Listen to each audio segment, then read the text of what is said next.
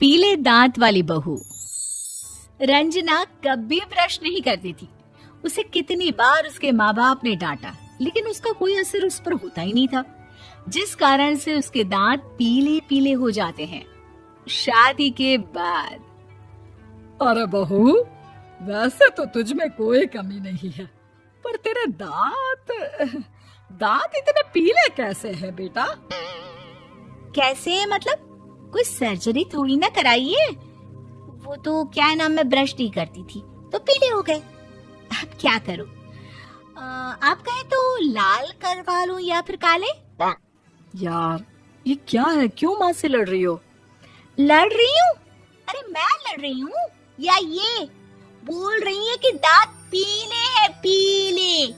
अरे तपस्या थोड़ी ना की है इन्हें पीले करने के लिए। बकायदा ब्रश नहीं किया है 20 साल तक, तब जाकर। छी, कैसी बात कर रही हो? ये उस वक्त तो पीले नहीं थे जब हम लोग तुम्हें देखने आए थे। अरे तब साफ करवा लिया होगा डेंटिस्ट के पास जाकर।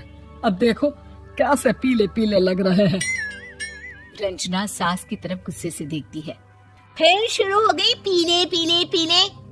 अरे पीले तो तब भी थे जब मेरे हाथ का रसगुल्ला उड़ा उड़ा कर खा रही थी और बोल रही थी, लड़की नहीं गुणों का खजाना दे रहे भाई साहब आप। खैर, अब वो लोग करते भी तो क्या करते, पीले दांत वाली बहू पल्ले पड़ी थी तो झेलना तो था ही। एक दिन कीर्तन में रंजना गाना गा रही थी। अरे कमला बहन, माँ का द्वार है, यहाँ तो सब शुद्ध होकर आते हैं, फिर अपनी बहू को ब्रश भी नहीं करवाती तुम। दूर से पीले पीले दांत भक्ति में बाधा उत्पन्न कर रहे हैं। अरे कोई 2 साल के बच्ची थोड़ी ना लेकर आई हूँ मैं बहू बनाकर। अच्छी खासी लड़की है, अरे कैसे करवाऊं ब्रश? ये तो उसे खुद करना चाहिए ना। अब माँ बाप तो इसके जैसे तैसे निपटा दिए, ये नहीं सोचा कि सास कैसे संभालेगी। सास बहू को लेकर घर आ जाती है, लेकिन सोच लेती है कि अब इसे लेकर कहीं नहीं जाएगी। अगले रोज बहू कहती है, अरे क्या हो गया, मंदिर नहीं जाना क्या? कीर्तन का वक्त हो रहा है। मेरी मधुर वाणी से कान्हा जी जागते हैं और सोते हैं। आप तो जानती है ना उनकी भक्ति में कितना मन लगता है मेरा। वो क्या है ना, तबीयत ठीक नहीं लग रही है मेरी, आराम करूंगी मैं। तबीयत ठीक नहीं लग रही? अभी तो मिथुन के गाने पर नाच रही थी आप, और अब बोल रही है कि तबीयत ठीक नहीं लग रही। अरे भक्ति में मन लगा लो सासू माँ, ऊपर जाना है, क्या मुंह दिखाओगी आप? हाँ? सास को बहू की बात पर गुस्सा आ जाता है। मैं क्या मुंह दिखाऊंगी, इसकी चिंता तो ना कर, समझी? अपने मुंह की चिंता कर, जो ये पीले पीले दांत लेकर हर जगह पहुंच जाती है। पता है लोग कितना मजाक बनाते हैं। ना जी ना, मैं नहीं जाना कहीं तेरे साथ। तो ये बात है। कोई ना, मत जाओ, मैं अपने कमरे में ही बैठकर भक्ति कर लूंगी।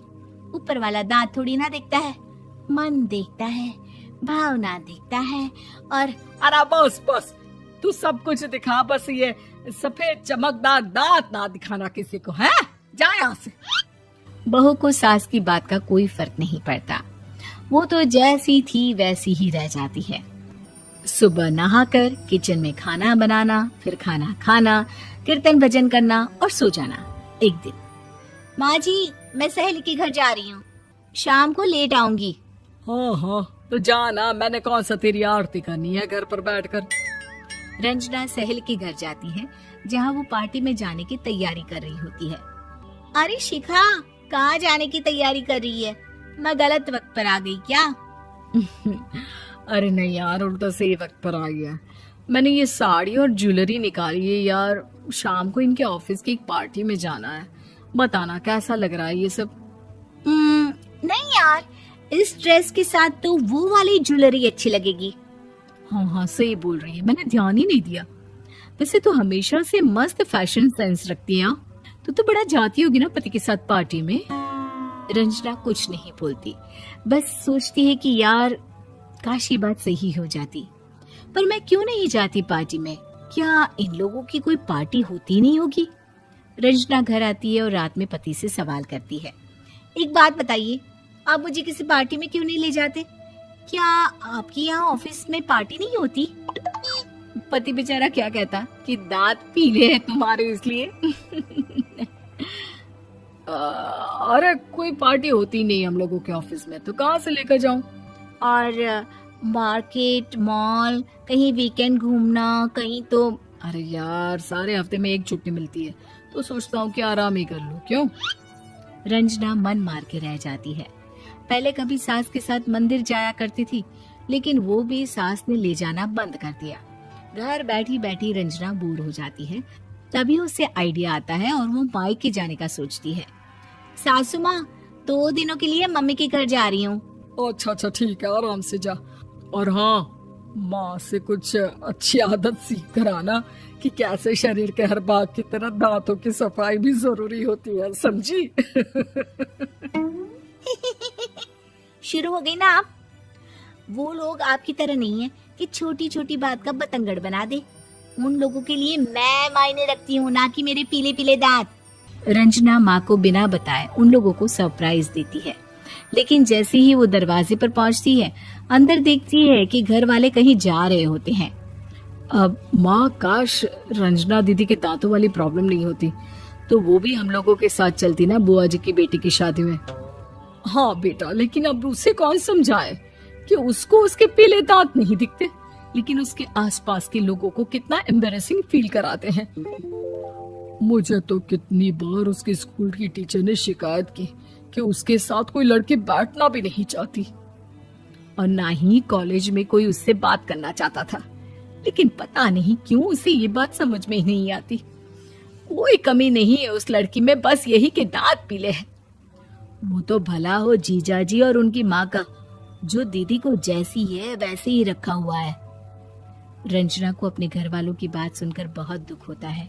वो सोचती है कि वो क्या करे, लेकिन फिर वो सीधा डेंटिस्ट के पास जाती है, अपने दांत चमकाती है और कसम खाती है कि वो रोज ब्रश करेगी। अरे क्या हो गया? तुम तो 2 दिनों के लिए गई थी ना, पर कोई ना, अच्छा है, चलो आ गई तो। रंजना सास के सामने आकर खड़ी हो जाती है और पूरी स्माइल करती है, उसके चमकदार दांतों को दिखाती हुई। हैं? चले मंदिर? माँ, मुझे माफ कर दीजिए, मैंने आप लोगों को बहुत एम्बैरेसिंग फील करवाया। मैं आज से रोज ब्रश करूंगी।